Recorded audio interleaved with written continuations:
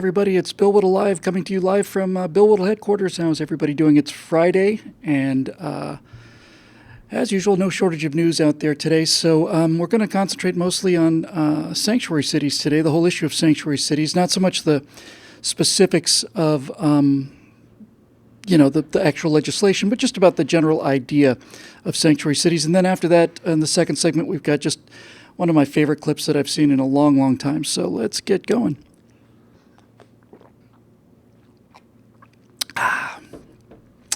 So Donald Trump has declared that he's going to start taking action against the so-called sanctuary cities. And what exactly are these so-called sanctuary cities? Well, as it turns out, there are a number of municipalities in America that have declared themselves to be sanctuary cities. And what that means is, apparently, is that these are places where the laws regarding immigration do not apply. That's certainly the theory anyway. Places like San Francisco and Los Angeles, for that matter, and so on, have decided that contrary to federal law, which wasn't enforced on the previous administration, but which suddenly looks very much like it's going to be enforced on this current administration, they've decided that within the bounds of the cities, federal rules do not apply regarding immigration. There's an awful lot wrong with this. I don't even know where to start. First of all, let's get to the heart of the matter in terms of the morality and the psychology and the philosophy of it, because that's really where the battle always is with these people, with these leftists.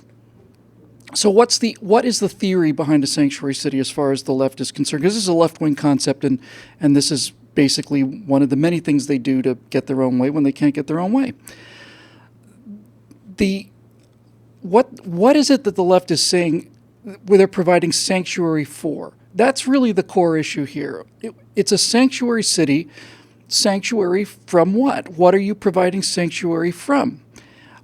Now, if it turns out that you're providing sanctuary from something genuinely evil, then you're probably doing a moral good. If it turns out you're providing sanctuary from something else, then it's not a moral good, and you're disobeying the law, and that's a whole other issue. So, are these cities of Los Angeles, New York, and San Francisco, are they protecting immigrants from, are they protecting the Jews from the Nazis, basically? Are these cities sanctuary for people who would be taken out and shot and killed otherwise? Are these sanctuaries for people who are being exterminated for some kind of political philosophy? Because if that were the case, then the entire country should be a sanctuary city to the degree that we can accept as many immigrants as we possibly can. It's not a moral issue. It's a political issue. It's an issue done in order to maintain control and to get their way in their little enclaves. It's a way for, you see, here's how the left thinks about things. Federal law is a way to get people in Tuscaloosa, Alabama, to bend to their will. And if it turns out that there's something in federal law that they don't like in San Francisco, then San Francisco or whatever, Los Angeles, will simply exempt themselves from the law by declaration. We're just going to declare that we're not going to follow these immigration laws. That's how it works. We want our way, and if we don't get it, we're going to make up our own laws. So the moral high ground that they're claiming is that they're providing refuge for the downtrodden and the oppressed, who are being chucked out of this, the federal government's chewed them up in this mechanical giant maw and spit the bloody shreds back out on the border with a sneer and spit on them as well, probably. It's just ridiculous. It's nonsense. What they're providing sanctuary for are either foreign criminal elements, and we know how many crimes these people commit. We've seen it again and again and again. Or they're providing sanctuary for people who've broken the law by getting into the country illegally. Now, you're not going to get a lot of sympathy from me on either one of those 2 points, especially the second one.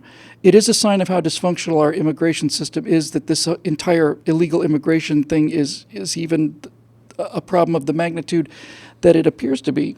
But what are we going to do about all of this? First of all, Donald Trump, I think, is 100% right. You cannot have cities arbitrarily decide what's going to happen inside the confines of that city. You can't have a city say, like New York has said, no, you're not allowed to own a firearm in here. Well, you're part of the United States of America. You're built on American soil. My American rights are part of the national rights, or one of the few things the federal government is here to do, and that's enforce my individual rights.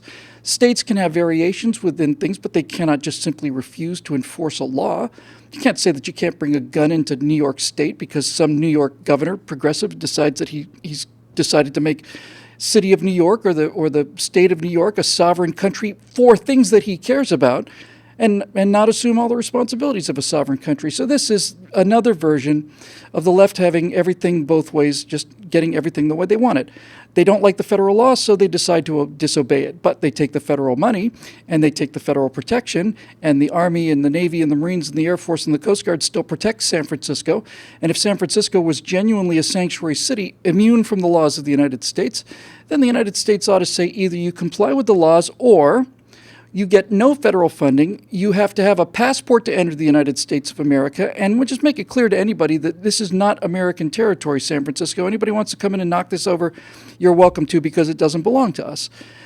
It's absolutely ridiculous. And it's a symptom of a much, much larger and much more dangerous phenomenon, which we see all the time. And I can give you a couple of examples, and I suppose I probably will.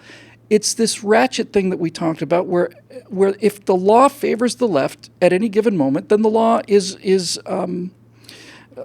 sacred. It's you can't argue with the law. You can't argue with the science once it's settled. Science is settled when the left thinks it agrees with it, and when it's not settled, then it's something the left is against.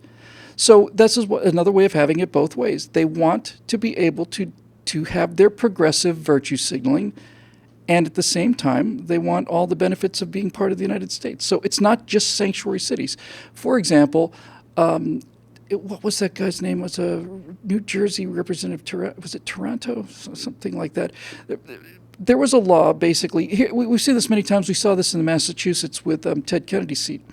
There's a law, let's say, that favors the Democrats, just in terms of districting or eligibility or whatever the case may be. If it turns out that law is inhibiting democratic control over things, then the Democrats say that this law is denying the people their voice. It's denying the people their voice, and the voice of the people must be heard. They use this same canard all the time. And so they'll change the law, or they'll ignore the law, and then when they get into power, then they change the law to favor the Democrats. And then along comes a Republican using that same law, gets into office, and then the Democrats decide they're going to have to change the law back, retroactively. This is the same thing we saw with the Florida recount in 2000. You know, there are rules. There are rules. And when the left is in power, the right obeys the rules. We don't like the people involved, and we don't like their policies, but we play by the rules. We protest in areas that are appropriate for protest. And when we protest, we not only don't burn down buildings and cars and smash windows, we leave the place cleaner than it was when we got there. That's how people on the right behave, because we're adults, because we're rational adults. That's why. When the left protests, they burn things down, they defecate on people's cars and in their doorways. They leave mountains of garbage and murders and rapes behind them, all the rest of it. This because they're children. So you don't enforce the law if it benefits the left, and if it harms the left, then you do enforce the law. And this is what we've been seeing for at least the last 8 years, and it's got to stop. We see it with the street protests, the so-called protests. Some of these people who have been smashing windows for the last 8 years with complete immunity and not even the slightest concern that anything will happen to them. You know, you get these college kids, 21-year-old white kids get dressed up in black pants and black shirt and a black mask and a black hoodie, and all of a sudden, the next thing you know, they're Robin Hood or they're some enormous, they're Fidel or they're Mao, and they're smashing the pillars of capitalism because they smashed some Bank of America's window. It's acting, it's play acting. They're playing a role. They're virtue signaling, which means they're showing all of their friends just how badass they are and how progressive they are and how cool they are and how all the rest of it they are. And it's just plain lawlessness. Well, turns out that some of these kids who, because that's what they are, they're children, who smashed some windows during the inaugural parade, some of these people are facing 10 years in prison. I bet they hadn't counted on that. And I'll bet if they get 10 years in prison, then you're going to see a lot less of this kind of anarchy, lawlessness, and absolute temper tantruming on the part of these, social justice warriors. The great thing about a social justice warrior, the term is fantastic to me because it's not about social, it's not about justice, and they're not warriors. It's just perfect. So sanctuary cities come down to the idea that the local government will decide to obey federal law if it favors the left wing and disobey it if it doesn't. So there we go. You cannot have laws unique to a city. It just doesn't work that way. And by the way, if it turned out that that was the case, let's just say, for the example, that there's a moral and legal, ethical basis for places like San Francisco to say that we're not gonna cooperate in terms of finding illegal aliens here. We're just not gonna do it. This is gonna be a safe haven for illegal aliens. What happened if we decided to declare a sanctuary city in St. George, Utah? And we basically were saying this is for straight people, and we're not going to allow homosexuals into this city under any circumstances. This is a sanctuary for straight people. We're not going to allow black people in, or we're only going to allow black people in, or this is only for Mormons and no one else. What would you say? What do you think the left would say about a city like that? What do you think the left would say if some city in America decided, you know what, we're not going to allow any Muslims in this city at all. We're just not going to allow any. People would be screaming, it's a violation of our constitutional rights. The federal law says, yeah, but we don't care about federal law. You see, we're St. George, Utah, and we outrank federal law. So if you don't like it, too bad. That's what we've decided. The city council's voted on it. There you go. We are an anti-sanctuary city. We're whatever. It doesn't matter. Either the law is the law or the law is not the law. And I'm going to be talking, I think it's a week from tomorrow as we record this. I want to say it's a week from Saturday, early February. We'll be talking to a bunch of kids that we spoke to about 6 months ago. And they're the junior statesmen of America. And they're really fine people. They really are. Very smart kids, very, very smart kids. And active and generally patriotic and all left. A lot of them are pretty left-wing, but they'll figure that out as they get older. But one of the things I'm going to do up there is I'm going to try and challenge these kids because they're future lawmakers. And I had some thoughts about the law today that I hadn't really completely fully developed before. So let's talk a little bit about law, because that's what sanctuary cities is all about. It's all about violating the law. The entire history of America and the entire reason that the success of the West is so unbelievable, that there's so much prosperity, there's so much freedom that we all take for granted, the reason that all of this works, the reason the economy works, the reason capitalism works is because of the underlying law. Law is what constrains a society's behavior, and if you have good laws, you've got a good society. If you have bad laws, you've got a bad society. And the thing that's remarkable about America and American law is that, I think unique in history, it's predicated on an idea that really only became even spoken about during the Enlightenment, just before the founding of the country. And that idea is the idea of natural law. Natural law or sometimes called common law, is the idea that there are certain very small number of things that every single human being on the planet who's not genuinely insane can agree on. Every society knows that murder is wrong. Every society knows that rape is wrong. Every society knows that stealing is wrong. Whether they enforce the laws or not, everybody knows it. Everybody knows it. And the founders and other philosophers said, well, if these things are true, if there are, in fact, universal truths that throughout history and throughout geography, throughout time and space, have been true for people everywhere, then this must be because God has made it this way. Now, if you don't believe in God, that's fine, but it doesn't really matter, because what we're basically saying is there is a universal law that is above political law. It's immune to lobbying. It's immune to interest groups. It's immune to all of these things. It existed before the country did. It existed before you did. And that's why if you listen to the Constitution, and you do listen to it, it's written for you to listen to, not just to read. If you listen to the Constitution, you find out that it's written in a very specific way, all the way through. And it's written in a way that most Americans don't understand. Most Americans think that the First Amendment right to free speech is granted to us by the Constitution. That's absolutely backwards. It's not true at all. That is not how it works. Some people say the Second Amendment gives us the right to carry arms. No, that's not what it says, and that's not what it means. And we better start understanding what it actually means, or else we're never going to understand how the society of ours works. What the Constitution says, what it actually says is this, is that your right to free speech has existed before you were born. It's existed throughout the history of the universe, that a person with their own mind, their own individual personality should have the right to speak their mind freely without fear of force, consequences, from the government anyway. And that this right that you were born with is not able to be, the government cannot infringe upon this right. So if you look at the Bill of Rights, what you find is a series of things that are not granting us rights. These laws do not provide us with the rights, because if the laws did grant us the rights, then by repealing the laws, we would lose the rights. But according to natural law, these rights have existed, and they always exist. Doesn't matter what the human political law says. It's just the nature of human beings, and it's a universal morality. It's a universal good and evil that sits above political law. So the Second Amendment doesn't say you have the right to bear arms. What the Second Amendment says is that the government does not have the right to restrict that right which pre-existed the government in the first place. This is an important thing to understand, because what laws are restrictions on human behavior. And I think that's pretty much it. It's a restriction on human behavior that people or dictators or whoever agree upon. Let's just use it here in America, because there's so many different kinds of governments.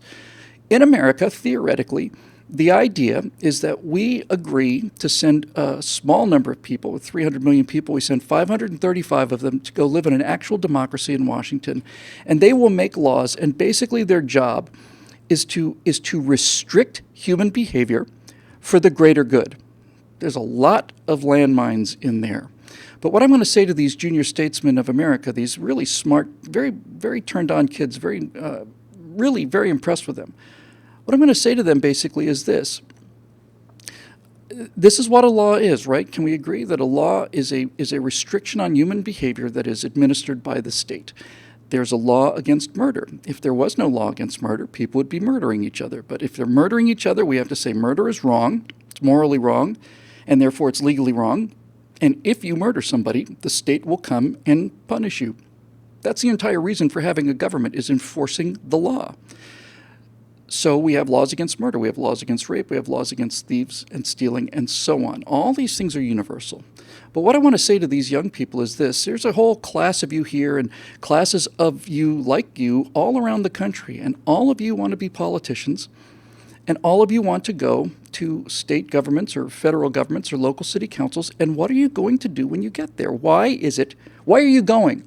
Why do you want to get elected? Why are you interested in politics? What is it you're going to do? Not is it what you want to do. Not that you want to save homeless people or anything like that. What are you actually going to do if you get elected and are given authority? What you're going to do is you're going to go and you're going to write laws. Now, let's think about this for a second.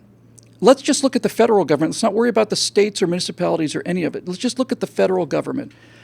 If your job as a legislator is to write laws, and if laws restrict human behavior, and if for 250 years we've had every single one of those years numbers of people, now it's 535 people, whose entire job, whose pastime, who get paid to restrict human freedom. There are thousands and thousands and thousands and thousands of laws on the books that nobody knows about, and there are thousands of more laws that are being written every day, either in terms of real legislation or in terms of regulation.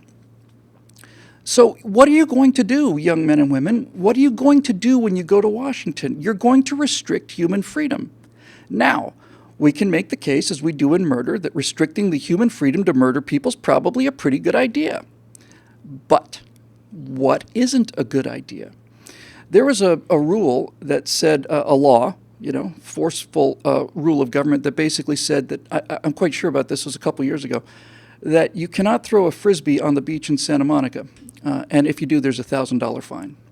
And you ask somebody, how did this law come into effect? What on earth ever possessed you to come up with a law like this? And they will tell you something to the effect of, well, somebody rich and important and famous was sitting on the beach in Santa Monica one day, and somebody threw a Frisbee, and the Frisbee hit them in the nose or hit their kid in the nose. Therefore, throwing Frisbees on the beach is a public danger that must be addressed for the good of the people, and therefore somebody went and wrote a law saying that if you throw a Frisbee on the beach, then it's a $1,000 fine. So that law restricted human behavior, and the behavior that it restricted was the ability to throw a frisbee on a beach. This is California, folks. I'm not making this up. So what does that mean? You challenge these young people on this. Why was that law written? And they will say this they'll come back and say the exact same thing every time. They will say it's for the greater good. It's for the greater good. Really? Yes, it's for the greater good. Okay, well, before we get to that, let's understand that this law doesn't benefit everybody. It benefits people who are either incapable of watching out for incoming frisbees or who are very unlucky, because I've been on the beach for most of my life. I've never been hit in the face with a frisbee, at least not one that I didn't throw myself. And so what's happening here? Where's the greater good? Is this law bad for anybody? They will say that the law that they're creating is for the good of society. Well, it's not for the good of frisbee throwers. Can we agree about that? Can we agree that a law limiting, restricting, banning throwing a frisbee on the beach is at least not good for people who like to throw frisbees on beach? Can we at least agree that those people are suffering as a result of this law? So it's not for society's good. It's for a section of society's good, because frisbee throwers make up society too. So who is it that we're really making the law for? And who really benefits here? And why?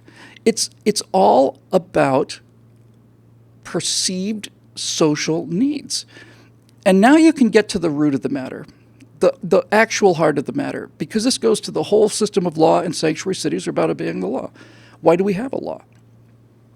Well, what they will tell you almost certainly is they will tell you that it's for the good of the most people, that most of these restrictions and regulations and laws that we pass are for the benefit of more people. Yes, it's true, frisbee throwers will be restricted, but more people will be safe on the beach from incoming frisbees, and so therefore it's for the greater good. And now you've really got them, because if you start making the argument about the greater good, then they're done, they're finished. If it's all about the greater good, why do we have a fire department? Why on earth do we have a fire department? Why would we send 10 healthy men into a burning building to save one old woman? Why? It doesn't make any sense. It's certainly not for the greater good. These men can and are killed in the line of duty. Why? Why do we do it? Why does a policeman interfere in crime unless he's 100% or very, very sure that he's not going to be injured? Why doesn't a policeman just sit there and wait for the crime, to watch the crime continue until he has 20 or 30 people backing him up, at which point we can then begin to intervene in the crime? Why? If it's for the greater good, why? Why are we going to risk one policeman's life to stop these kind of things? Why would we risk a fireman's life or 10 firemen's lives to save one person? Why do we do that? And in the military that existed before Barack Obama, and I suspect is going to begin to exist very quickly again too, why would you send 5 helicopters of people to rescue somebody, a downed pilot, let's say? Why would you send 50, 60, 100 men, 200 men on a mission where they could all die in order to save one person? Why would you do that? There's no way that any of this makes sense under the greater good argument. And the greater good argument is what brings about the death camps. It's the greater good that brings about all this poverty and all the rest, because the American founders did not go after democracy, and they did not go after equality, and they did not go after the greater good. The American founders went after liberty. They went after freedom, and they realized that a democracy can vote your freedoms away, but if your freedoms are built into the government, let me rephrase that, you've got these freedoms anyway. If restrictions on your freedom are built into the government, then maybe we'll have a kind of a cool society and go to the moon 6 times. So the ultimate issue with sanctuary cities, now that we've done this little song and dance, is this. Is the idea of declaring a sanctuary city consistent with moral law, with natural law, with common law? Because if it turns out that common law and natural law says that what is happening is evil, then the cities not only have a permission to do this, they have an obligation. You have an obligation to disobey laws that conflict with natural law. So what's the moral argument? What's going on here? Does a person who illegally enters this country deserve political protection? Are they being harmed in a way that makes this kind of intervention in political law necessary? And the answer is clearly no. It's no. The answer is no. These are not sanctuaries because they're not refugees. They're not refugees. You might say, well, the conditions in Mexico, Guatemala, but that's not why they're here. They're here to obtain work. They're here illegally to obtain work. So if you're saying that basically our city is going to violate the political law of the United States because of a higher calling, and your higher moral argument is that these people who are criminals by definition need to be protected, then you don't have an argument. And there's no moral ground, there's no legal ground, there's no philosophical ground, political ground for you to stand on. And that's the end of it for sanctuary cities in 25 minutes. And that's most of our time. We got another segment, so hang on one second. It's thirsty work here, trying to uncork the universe. Our commercial today is from BillWhittle.com. I'm not going to bore you with an awful lot of it because we have very little time left, and we try to get out on time most of the time these days. However, you should know that this program and all of the firewalls and all of the right angles, all of it is paid for by very few people. Just a handful of people are paying for it. 50 million people have seen the work that we've done here at one point or another. 50 million, and that's just on YouTube. Now, I'm willing to admit that most of those are me checking up on the number count, but still, there's a huge number of people that have gotten these kind of messages about natural law and freedom and liberty and all the rest as a result of a very, very small number of people who are paying for it. We're capitalists. This is a service that we provide. And if you're one of the people who've been enjoying this product for a long time, I would ask you to think about whether or not you can pay for it. There's a lot of things that are out there that people are paying for that don't do any good for this country, and some of them do actual harm. Subscriptions to HBO or Netflix or whatever, anything in the pop culture is generally poisonous. And so it's a pleasure for me to hear from our members who say that this is the best money they spend and that it makes them feel like they're doing something for this country. And I certainly feel like the more resources we have, the more we can do for the country. So let's get these messages out there because we have a moment now and we have a system and we've got a vacuum that we can fill, but we can only fill it to the degree that we have resources. And that's why we talk about memberships here at BillWhittle.com. If you go over to BillWhittle.com and click on the Become a Member button, you'll be part of this army that is starting to turn the tide, that can change the world. We were given an incredible opportunity with the election of Donald Trump. The American people spoke out, but the numbers, especially among young people, are not good, and we have to move quickly. So there's your commercial. We've got a couple minutes left. That's fine because this final segment's just a short segment, but I saw this morning, and I just loved it because for me, this was the voice of civilization. I'm not going to gild this anymore. We'll watch it, and then we'll talk about it briefly, and then we'll call it a day. Neil, can you roll that clip for me?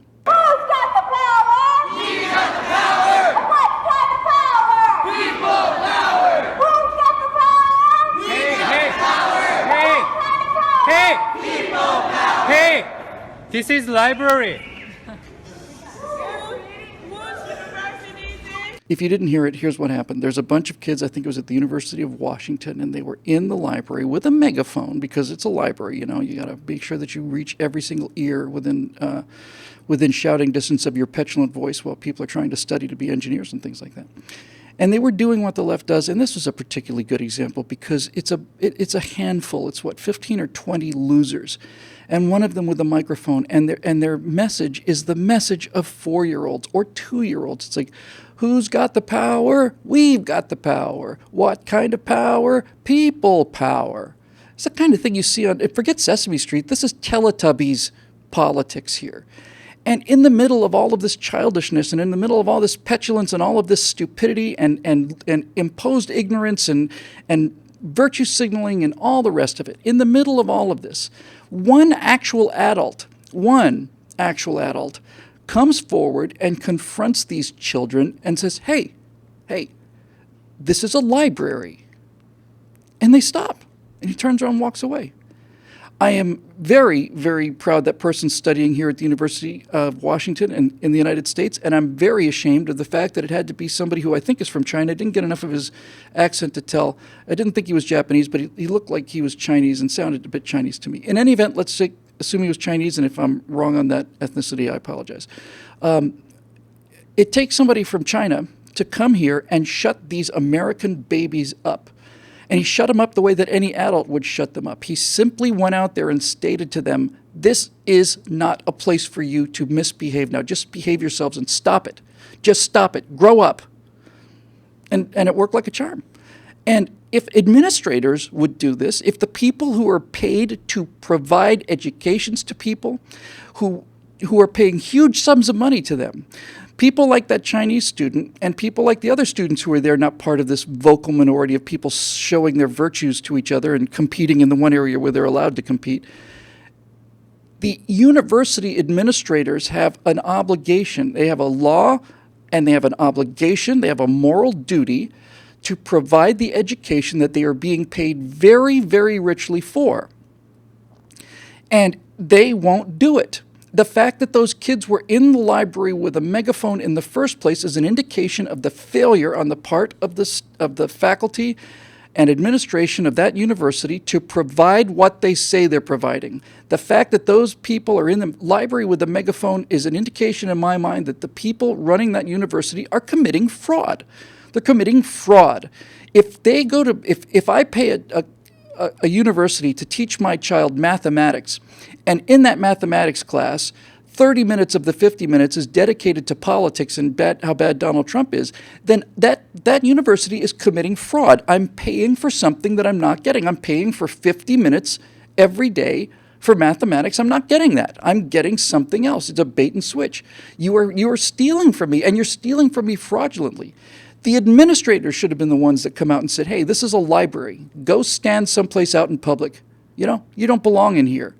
But they don't. And I find it especially ironic that all of this trouble, all of it, all of this petulance, all of this self-esteem movement, all the precious snowflakes, all the left-wing violence, all the left-wing intolerance, all of the left-wing intimidation, all of it started in libraries. It started in libraries in places like Yale University, who should have known better.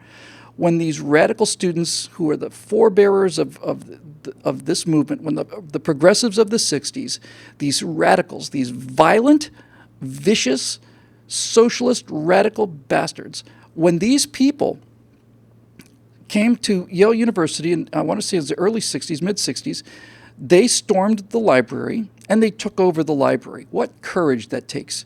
What courage. What incredible courage it takes for you to take over a stack of paper in the face of librarians providing resistance. You're a hell of a man, Mr. 60s protester there. They took over the law library, and the university didn't do anything. The university backed them. The university said, well, we're showing solidarity with our students. And that was the beginning of the end, frankly. It's the beginning of the end of education as we know it. That Chinese gentleman is probably here, and he's probably studying something serious. He's probably studying engineering or chemistry or something like that. And he doesn't have the time to put up with the infantilism of people who are taking courses like feminism or gender studies or medieval poetry or all the rest of it. And I've done both of these things. I've been a theater major, and I've taken a bunch of physics courses and a little bit of astrophysics, and I can tell you that one of them is easier than the other. It's not just more fun, it's easier, much easier. So somebody finally stood up for civilization. That Chinese gentleman deserves a medal. Somebody tried to interview him, and he is no interested in it at all. I like that. That makes me like him even better. He's not in it for the publicity. He didn't want the publicity. He wanted to study, and he got up and did it. I know you have to be careful when you try to compare moral courage to physical courage, because physical courage is manifested by not only by our military, but by genuine people who are genuine heroes for standing up to totalitarianism. It's a different boat when it's your actual life on the line. But with that said, watching this student confront these fascists who were dominating people's study times with their own personal philosophy and using a megaphone so that no one could even think clearly, I was reminded very much of that lone Chinese protester in Tiananmen Square who stood up against that line of tanks. He just stood there. And folks, that's a social justice warrior. That unknown Chinese student, very famous picture, I should have pulled it, but that Chinese student who stood up against this row of tanks and basically stopped them, dared them to run him over, did this within hours after those tanks had run over hundreds of people. It's not like in America where he knew that nothing was going to happen to him. It's not like these kids out there protesting today. They know nothing's going to happen to him. Those tanks had squashed and killed hundreds of his fellow citizens, hundreds of his fellow students. And he stood in front of those tanks that were probably still covered in the blood of his friends. That's courage. And that's standing up for something that is morally appropriate. That's what protest is supposed to be about: genuine evil. And the reason that some people deserve the accolades that they get as protesters is because some people have to face actual death. They face the loss of the one life they have because they believe in something.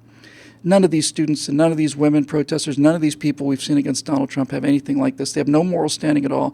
They're just a bunch of children and criminals who need a good spanking, and I suspect that they are going to get it, and get it rather soon. Well, that'll do it, I think, today for Bill Whittle Live for Friday, the 27th of January, 2017. We're going to have our big monitor up behind me there in the next day or two. And I suspect now that we've got the cameras and everything, we'll spend one more week, next week, dressing the set and introducing some of these new videos of ours. And at that point, as I say, we're going to make the bulk of this members-only content, and we'll pull a minute or two out every day and put it up there to show you what you're missing. If you think you're missing something, then you don't have to miss it. If you become a member, you get immediate access to not only this program, but all the other members-only programs that are in the vault. And we're producing, what are we doing, Neil? We're doing 3 videos a day now, 2 or 3. We got a Right Angle, NRA, Bill Whittle Live. It's every day, Stratosphere Lounge on Wednesdays. Plus, we have assorted firewalls and time over targets and all the rest. We're just a little factory. Now, there's 3 of us here. There are some people that have 40 people, and they produce 3 videos a month.